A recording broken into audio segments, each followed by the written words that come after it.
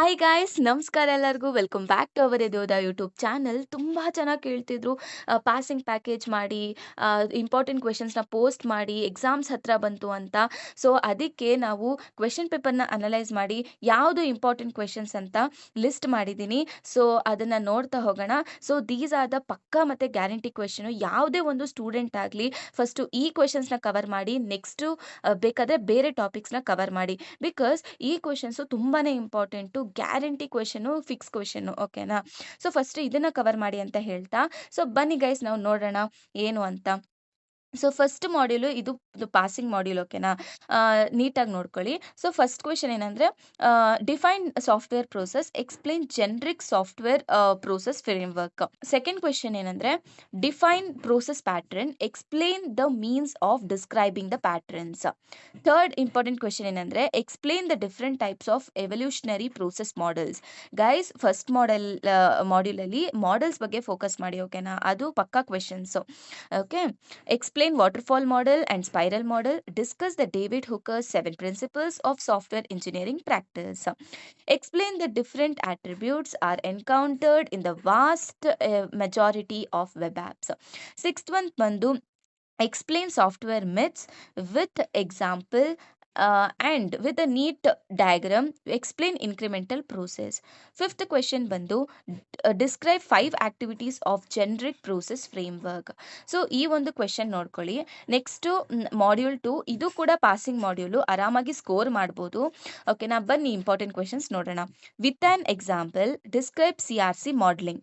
Okay. Second question ಬಂದು, define requirement engineering, explain its distinct tasks. Okay. Third question ಬಂದು, explain their types of QFT with example. Explain scenario blend model with example. Okay. Next, fourth one, explain the elements of analysis model in the requirement modeling. Fifth question bandu, how can you develop an effective use case? Develop a UML use case diagram for home security function. Okay. Sixth one bandu, explain the activities and steps involved in the negotiation software requirements.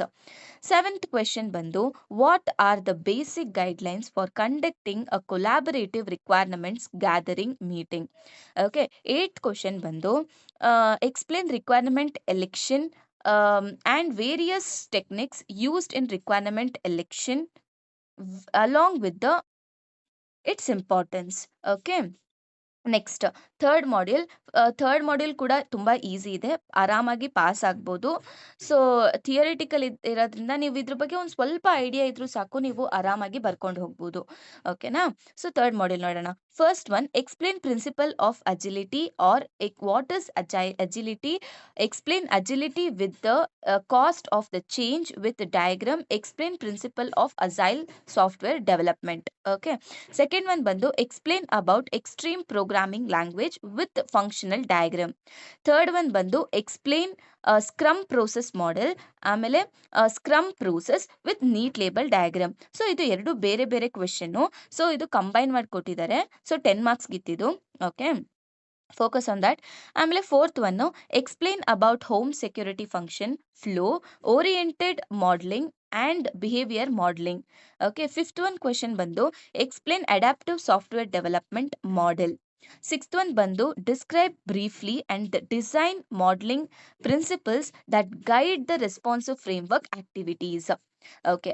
So ಯಾರಿಗೆ ಬರೀ pass ಆಗಬೇಕು ಅಂತ ಇದ್ದರೆ ಈ first 3 modules ಮಾತ್ರ ಓದ್ಕೊಂಡೋಗಿ. So ನೀವು ಇನ್ನೂ score ಮಾಡಬೇಕು. ಸೊ ಅದರಿಂದ ನೀವು ಆಲ್ಮೋಸ್ಟ್ ಎಲ್ಲ ಕ್ವೆಶನ್ ಅಟೆಂಪ್ಟ್ ಮಾಡ್ಬೋದು. ಸೊ ನಿಮ್ಗೆ ಇನ್ನೂ 80+ ಮಾರ್ಕ್ಸ್ ಆ ಥರ ಬರಬೇಕಂದ್ರೆ ನೆಕ್ಸ್ಟ್ 2 ಮಾಡ್ಯೂಲ್ಸು ಕೂಡ ಫೋಕಸ್ ಮಾಡಿ. ಓಕೆನಾ? ನೆಕ್ಸ್ಟ್, ಸೊ ಫೋರ್ತ್ ಮಾಡ್ಯೂಲ್ ಬಂದು, explain the procedure of setting objectives for successful completion of the software project. Second question ಬಂದು, with example, explain different categories of the software project. The third one bandu, elaborate the concept in activity planning in software project management. Fourth one bandu, explain the risk evaluation with example.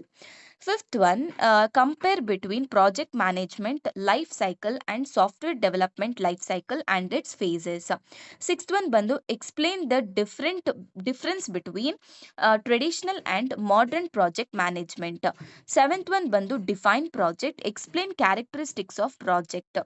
Eighth one ಬಂದು write a short note on small objectives, different ways of categorising the software project. Okay, fifth module ನೋಡೋಣ. Fifth module ಅಲ್ಲಿ ಏನಿದೆ? So first one ಬಂದು define software quality, explain the quality specification in detail.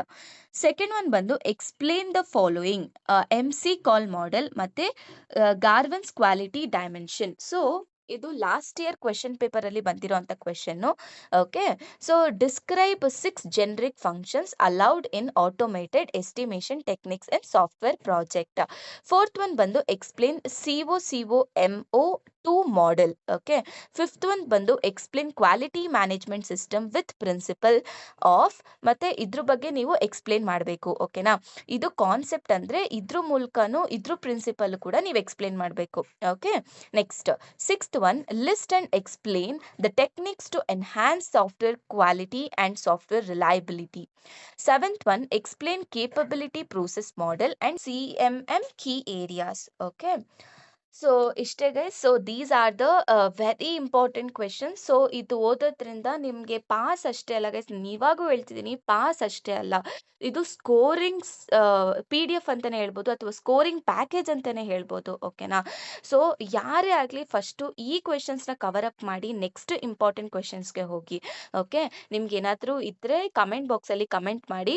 So next ಬೇರೆ subjects ಕೂಡ ಇದೇ ಥರ passing modules, passing packages ಅಂತ ಮಾಡ್ತಾ ಹೋಗ್ತೀವಿ. ಈ ಒಂದು PDF ನ, ಈ ಒಂದು ಪಾಸಿಂಗ್ ಪ್ಯಾಕೇಜ್ನ ನಾನು ಡಿಸ್ಕ್ರಿಪ್ಷನ್ ಬಾಕ್ಸಲ್ಲಿ ಹಾಕಿರ್ತೀನಿ, ಇಲ್ಲ ಅಂದರೆ ನಮ್ಮ ಒಂದು ವಾಟ್ಸ್ಆ್ಯಪ್ ಚಾನಲಲ್ಲಿ ನಾವು ಹಾಕಿರ್ತೀವಿ. ಓಕೆನಾ, ಸೊ ನೀವು ನಮ್ಮ ಒಂದು ವಾಟ್ಸ್ಆ್ಯಪ್ ಚಾನಲ್ನ ಫಾಲೋ ಮಾಡಿ. ಸೊ ಅಪ್ಡೇಟ್ಸ್ ಸಿಗ್ತಾ ಹೋಗುತ್ತೆ. ಓಕೆನಾ, stay tune. Thank you. Share with your friends, ಮತ್ತು ಲೈಕ್ ಮಾಡಿ, ಸಬ್ಸ್ಕ್ರೈಬ್ ಮಾಡ್ಕೊಳ್ಳಿ.